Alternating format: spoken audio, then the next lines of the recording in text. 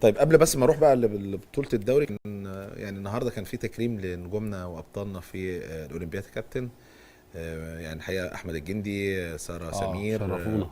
محمد السيد، طبعا شرفونا في هذه البطولة. بالتالي كان في تكريم من المتحدة النهارده في العالمين، المدينة الجميلة الحلوة يعني اللي احنا بنروح ننبسط فيها كلنا، والعالم كله بيجي ينبسط فيها. رأيك في التكريم ده؟ ويعني خصوصا ان انت عملية تقديرية دي مهمة جدا جدا لكل بطل في بلده الحقيقة. طبعا طبعا. اولا التقييم او التقدير من الدوله بيبقى شيء كبير جدا. تقدير من الراعي بيبقى شيء كبير جدا برضو. ليه؟ لانه ما بيبقاش تقدير معنوي فقط ولا غير، لا بيبقى تقدير، ممكن يبقى تقدير طبعا. مادي كويس جدا.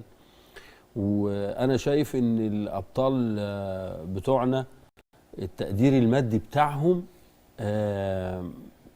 وجهة نظر الشخصية اقل من الانجاز اللي بيعملوه.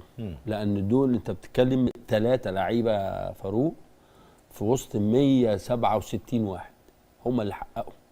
فده لازم يعني يتعمل لهم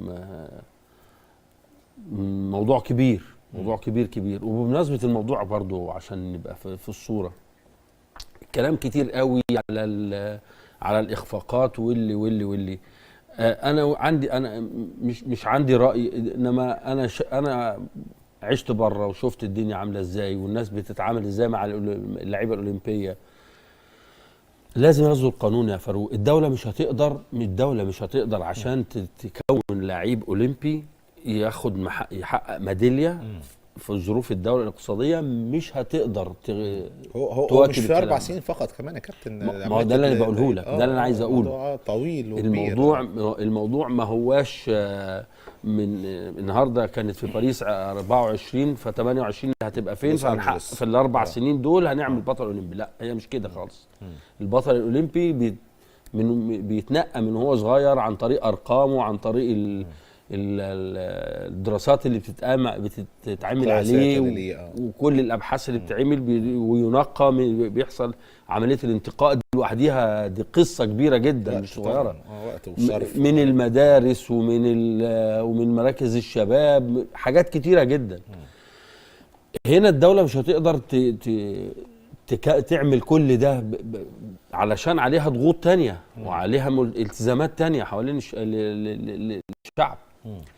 فأنا بقول هنا بيصدر قانون، ممكن يصدر قانون بأن رجال الأعمال اللي تساند في عملية التطوير الرياضي وعملية إنشاء عملية إنشاء البنية الأولمبية المصرية للعيبة دي، ممكن يتخصم من ضرائبهم 20 30% whatever الرقم يبقى ايه، بشروط انه تتحط بقى يقعدوا مع بعض رجال الاعمال الكبار اللي في مصر، يقعدوا مع بعض يقعدوا مع الحكومه، يشوفوا الموضوع ممكن يتندل ازاي ويمشي ازاي، بحيث ان كل ما هو بيضخ كل ما بيتخصم منه من الضرائب بتاعته. وده هيبقى بالنسبه له شيء جيد جدا، وبالنسبه للاعيبه الاولمبيه شيء جيد جدا، وبالنسبه للدوله والوطن شيء كبير جدا برضه. لان انت عن طريق ده هتقدر تحقق، هتقدر تجيب،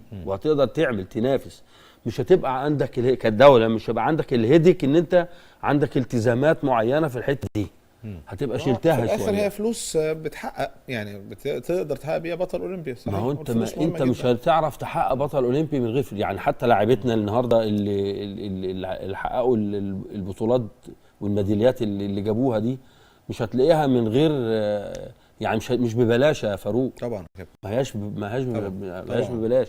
بعيد عن مجهودهم هم، لا محتاجين يتصرف عليهم ما هو الاحتكاك بند صغير. الاحتكاك بند صغير، شوف بيتصرف عليه قد ايه عشان صحيح. يروح ويجي ويعمل التغذيه، التعليم، المدربين وانواع المدربين اللي بيتمرنوا معاهم، صحيح.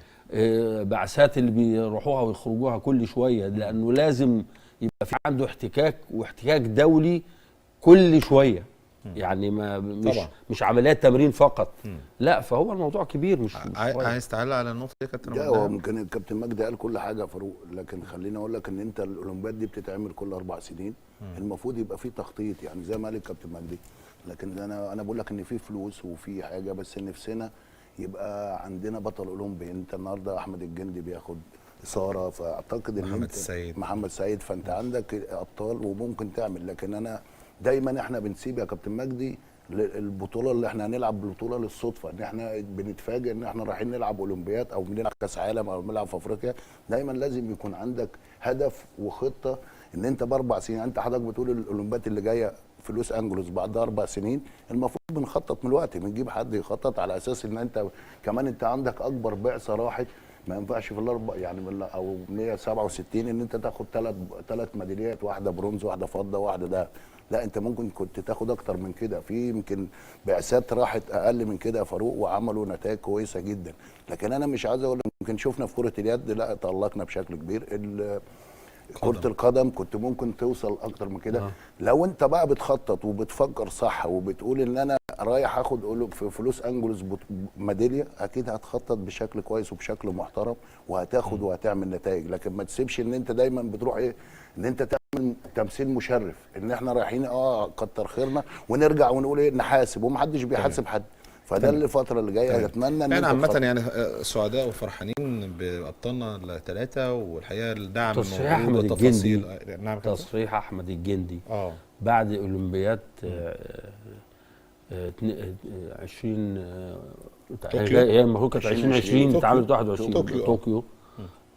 لما جاب الفضيه قال لك الذهب هاخدها في باريس. قال لك ان شاء الله الذهب في باريس. فهو شوف محقق منين، وبعدين التصاعد بتاعه ده اللي كان ده العيب اولمبي. واشتغل على نفسه. 2020 بياخد فضه، 2024 بقى طبعا اشتغل عليها طبعا لا، اكيد. اشتغل على نفسه هو كمان يا كابتن. حتى لو محدش هيساعده هو اشتغل على نفسه وقدر ان هو ياخد الميداليه. طيب يعني اكيد واحنا بنشوف ابطالنا كده في الفيديو اللي شغال، والتكريم من معالي الوزير والشركه المتحده وكل يعني الداعمين للابطال دول، اكيد احنا سعداء. وزي ما احنا بنقول كده، ومن خلال الدكتور محمد شاذلي ودخوله معانا على الهاتف، ان الجانب المادي خلاص بقى متوفر، والرعايه الخاصه من خلال الدوله والشركات الوطنيه موجوده. والموضوع بقى مش فكره انت بس 4 سنين، لا ده انت بتنتقي وبتبتدي تجهز البطل الاولمبي لفتره طويله من خلال اكل وشرب ومعيشته وتفاصيل كتير.